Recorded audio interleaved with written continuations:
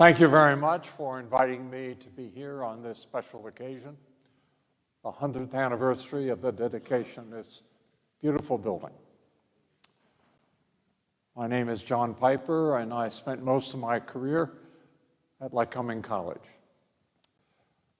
Your pastor from 1915 to 1917 was John Long. He went from here to be pastor at St. Paul's Church in State College, right across the street from what was not a university, but a college. He was there a very short time when he noticed something. And that is, just across the street were hundreds, more than 1,000 students, and St. Paul's had no ministry to them. And so he read in a Methodist publication that a professor at the University of Illinois had established something called the Wesley Foundation. It was the first in the United States at a public university. And so John Long contacted him and arranged for him to come and visit State College. And after much discussion, he persuaded the people at St. Paul's to open a Wesley Foundation on the campus of St. Paul's. He was very involved with the students. In 1921, just as the campus ministry was beginning, the person who was president of Williamsport Dickinson Seminary, now Lycoming College, died suddenly. The person who was chairman of the board was a man by the name of M.B. Rich. He owned Woolrich Woolen Mills. They had been supporters of the seminary since it began in the 1840s. It sent many of their children there, a couple of different generations. And Rich was now chairman of the board, charged with finding a new president. And he'd heard about this fellow, John Long, at State College. And he contacted his son, Robert, and said, "You knew John Long at Dickinson, didn't you?" He said, "Oh, yeah, we were very good friends." He said, "I want you to come with me to listen to him preach." We do not have John Long's sermon on that occasion, but we do have the following notation. John Long went to the service, stood in the pulpit, and there was his friend from college and his father, and he knew they were looking for a president for this school, and he said, "I changed my sermon." I would love to know what he was going to preach and what he did preach, why he changed his sermon. Long story short, they invited him to be president of Williamsport Dickinson Seminary. It was his vision that led in 1929 to Williamsport Dickinson Seminary becoming Williamsport Dickinson Seminary and Junior College, the first private junior college in the state of Pennsylvania. And in 1947, it was under his leadership that Williamsport Dickinson Seminary and Junior College became Lycoming College. I spent 15 years of my career at Lycoming College as dean in a building named John Long Hall. So there's a lot of connection there. Now, one of my interns was named David. I think you've met David. Whatever I may have thought of David as intern in my office, I knew his mom and dad. And I knew that they'd turned out very well. And I figure, whatever will be, but he will survive. And you have survived. There was a time when, as dean, I could actually investigate the grades of former students. I might even be compelled to write something favorable about them. I'm sorry, I'm no longer in that position. You're just going to have to live with whatever you got.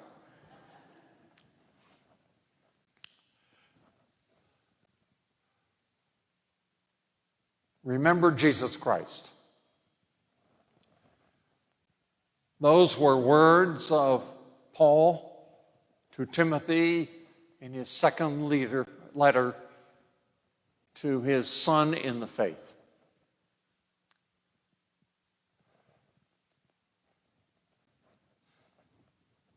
Shortly after the turn of the last century, a very distinguished layman by the name of Robert E. Spear was in charge of the foreign mission work of the Presbyterian Church in the USA.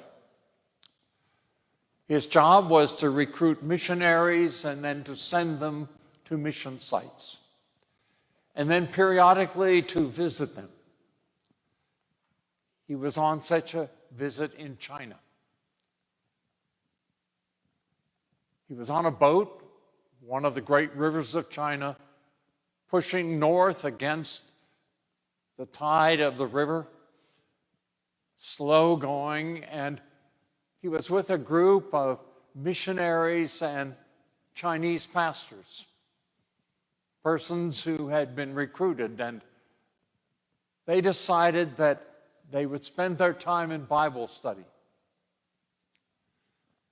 Spear then had an English revised version of the Bible that was published in the 1890s. Most of those on board had the King James Version of the Bible.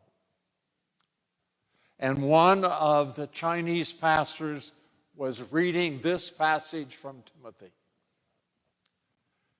And the passage said, "Remember that Jesus Christ was raised from the dead." Spear was looking at his text, and that's not what it said. It said, "Remember Jesus Christ risen from the dead."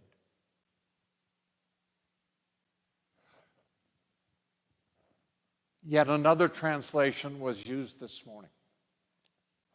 What I have to say to you this morning has nothing to do with a particular translation of the Bible.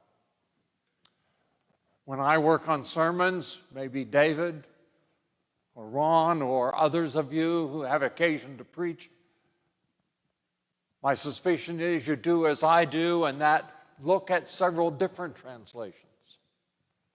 See what you can find in the different words that are there. So this is not about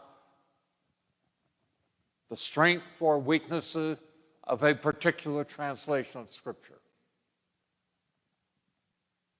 This is about remembering Jesus Christ. Spear immediately noticed a difference. The King James Version said, "Remember that Jesus Christ was risen from the dead." It pointed you to something that Jesus did, something that was part of his life, something people were called to remember about him. It was, in his mind, a more objective direction to those who would remember Jesus Christ. Remember that. Whereas his version said simply, "Remember Jesus Christ risen from the dead." The focus was on the person of Jesus, not what he did. What he did was important. What God did with him was important. But the focus was on Jesus, the person.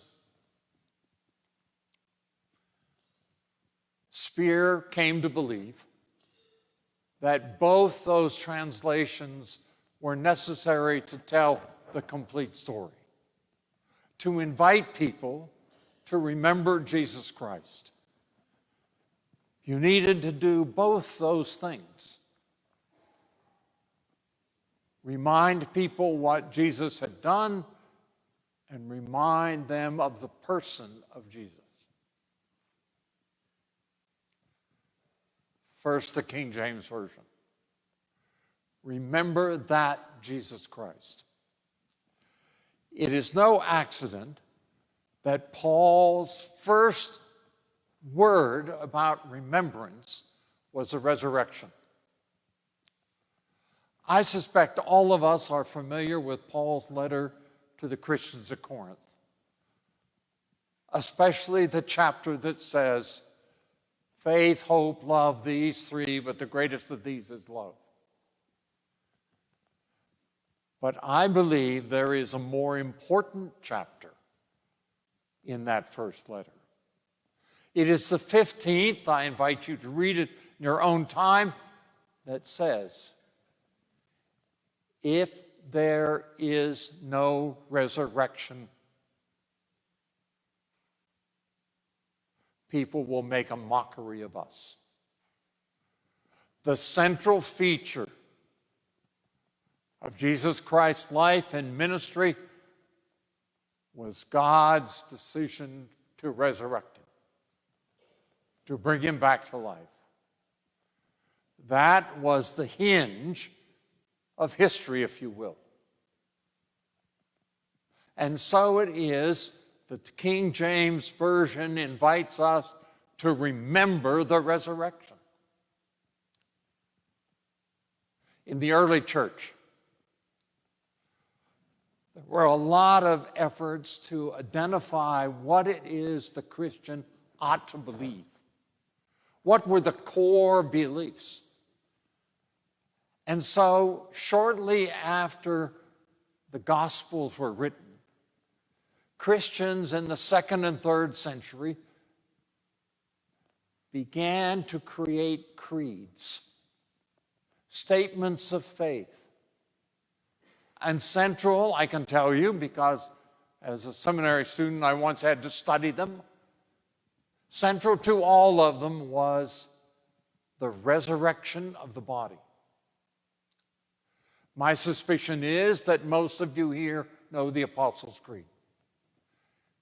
The Apostles' Creed is not in the Bible. It was created by the early Christians, created to identify those things that were crucial about Jesus Christ. And right at the heart of that statement is the resurrection of the body. Remember that Jesus Christ was raised from the dead. There probably is nothing more important about the Christian faith than that sign that the ultimate danger to all humanity met its end in God's gift of life in Jesus. Then there is the Revised Version. Remember Jesus Christ risen from the dead. Here we're dealing with Jesus as a person. Jesus who came to be one with us and like us, even as he was one with God. And so, remembering Jesus Christ, the person, is central to the early church and the church throughout history. Think of the times that Jesus met people. The disciples by the Sea of Galilee, the woman of Samaria, a Roman centurion. In fact, if you start counting, aside from the large gatherings that gathered around Jesus, many of the most important stories are individual stories. Jesus meeting people, persons meeting persons. Paul described himself as one untimely born. He did not know Jesus in person until Jesus came to him on the road to Damascus and called out to him, and they spoke to one another. The person of Jesus Christ is central. If we compare these two, remember that Jesus Christ and remember Jesus Christ, while both are necessary, I want to make clear that I believe that there is a priority here. And the priority is remembering the person and then learning what that person did. I'm not alone in this, of course. Methodism emerged when John Wesley, already an Oxford Don, already well educated, already a priest of the church, went to a meeting in Aldersgate and discovered Jesus. How do you do that when you're already blessed and set aside and anointed and whatever they do to give you a robe? How do you do that without meeting Jesus? But John Wesley had not met Jesus until that moment. Not till then did all the creedal things he knew become a warmth of his heart. Come to him personally. One thing in common with all the Methodists who followed, Asbury and Albright and Bohm, was that all of them claimed to have a personal relationship with Jesus. That was the most important thing. I once had occasion to teach American religious history. This country has something very special that virtually no other country in the world has. It has a long history of revivalism. We all know about revivals, right? Some of us may have attended revivals. They began in Massachusetts, in Northampton, Massachusetts, with a fellow named Solomon Stoddard, who was convinced that people knew the creed but did not know Jesus. And so he preached Jesus. And it was startling how many people discovered Jesus for the first time. Church people discovered Jesus for the first time. He was followed by son-in-law Jonathan Edwards, a fellow named Finney, a fellow named Moody, a fellow named Graham. Anybody here ever go to a Graham rally? Anybody ever see one on television? Surely there are some of us that have seen them. I never made it to a rally, but I watched them on television. I actually had my students in the course read a series of his sermons. They were surprised. His sermons were not about what Jesus did. His sermons were about who Jesus was.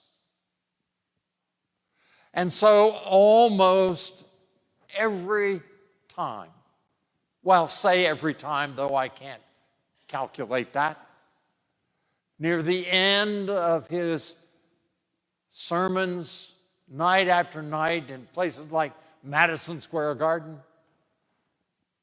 He would step to the pulpit, he'd point his finger, and he said, "Do you know Jesus?"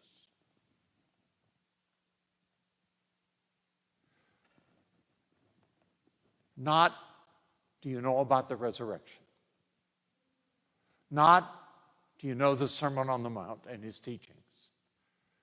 Not, have you studied his healings? But do you know the person of Jesus? And if you want to know better, come down. And that is something that you may not know about Graham, but is part of a Graham campaign. Before he went to a place like New York City, he worked with the pastors of the churches of the area. And he said, we're going to need a lot of people. Because when someone gets up from their seat and walks down in a crowd of 30 or 40,000 people, someone needs to meet them. Someone needs to get acquainted with them. Someone needs to introduce them to Jesus personally. Here's how it worked. I'm going to pick on you, Ron and Gloria. Say you were inspired, and say you were recruited by Graham. The minute Ron got up to walk, she got up to follow him. And when they got down front, they stood together. And afterwards, they exchanged names and addresses, and the address of the closest church. Graham was not recruiting for a denomination. He was inviting people to know Jesus, wherever it might be, in whatever church or context it might be. What I've tried to say thus far is this. It is important to remember all the things that Jesus did, beginning with the resurrection. It is even more important to know Jesus, to come in contact with this flesh and blood person, to get to know him and be known by him. That is the real substance of the Christian faith. Now, I'm going to conclude with a story by that famous American Forrest Gump.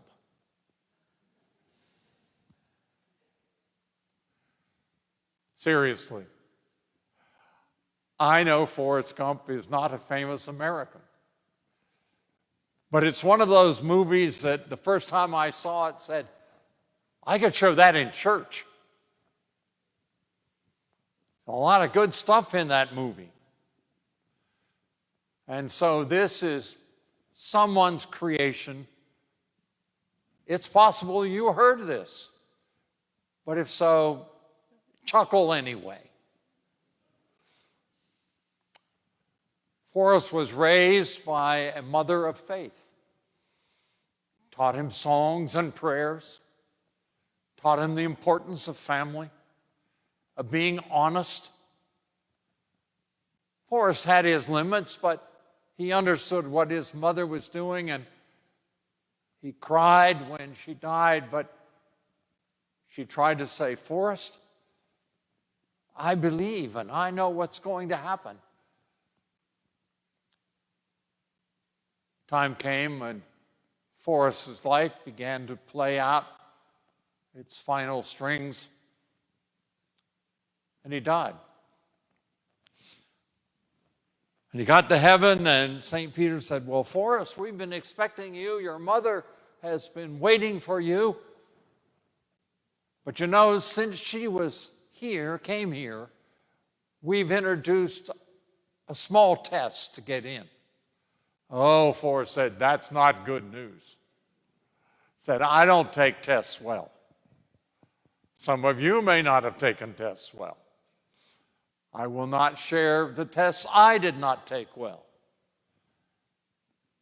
Forrest said, I don't know. And St. Peter said, well, I think you can do this. So here are 3 questions. 2 days of the week that begin with T. Number of seconds in a year. And God's name. Now, Forrest, I need to tell you that they are in ascending order of difficulty. First is not a problem, but the last may be. I want you to take a day or 2, go off, think and pray about this, and come back for the test. So Forrest came back a couple days later, and Peter said, well, what about the days of the week beginning with T? Oh, Forrest said, I had no trouble with that at all. Today and tomorrow. Peter said, well, that's not quite what we had in mind. We were thinking Tuesday and Thursday. But today and tomorrow, well, okay. We'll take that because that is true. Those are 2 days of the week. Now, this one's a little harder for us. The number of seconds in a year. Oh, Forrest said, that wasn't hard at all. 12. 12, Peter said. There are 60 seconds in a minute, 60 minutes in an hour, 24 hours in a day, 365 days in a year. You've got to have done a lot of calculation. Forrest said, I didn't do any calculation at all. Everybody knows that. January 2nd, February 2nd, March 2nd, April. Okay, wait a minute. Okay, I got it. That's true, there are 12. Hadn't quite thought about it that way, but that's good. Now, the name of God. Forrest said, that was no problem for me. My mom taught me his name very early on. Really, Peter said. This is a hard question. This is a very difficult question. Your mother taught it to you? Oh, yeah. She taught it to me in a song. His name is Andy. Andy, he says. Andy?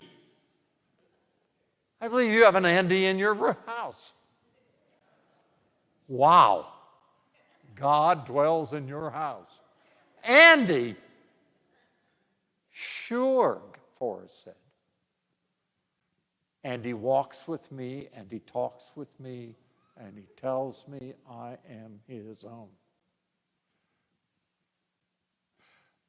That's from a song that was originally called Mary's Song. Because the point of that story is that Mary and Jesus knew each other to the extent that they recognized their voice. Got it? So remembering Jesus Christ is getting to know Jesus so that you know his voice and he knows yours. I believe that is the goal of the Christian faith. Learn the creed, memorize all the stuff you need to do for confirmation class, but meet Jesus. Become the friend of Jesus. Listen to the voice so you hear it when it speaks to you. And then, I believe, you have found what it means to be a Christian. Amen.